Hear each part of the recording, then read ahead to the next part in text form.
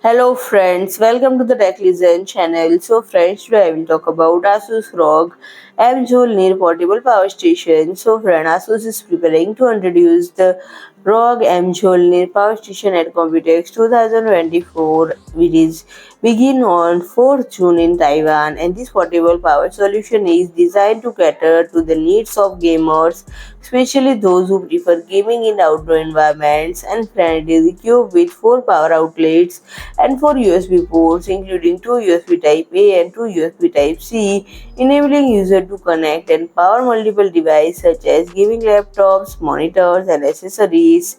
The design of the ROG M Mjolnir is inspired by Norse mythology, specifically Thor's hammer, reflecting in its rugged and durable exterior suitable for outdoor use.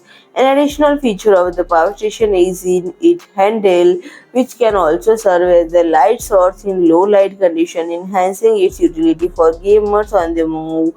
And friend, the ROG Mjolnir aims to provide uninterrupted gaming experience for users, aligning with ASUS' commitment to meeting the evolving needs of gaming community. So friend, if you like my video, please do like, share and comment, and don't forget to subscribe my channel and press the bell icon.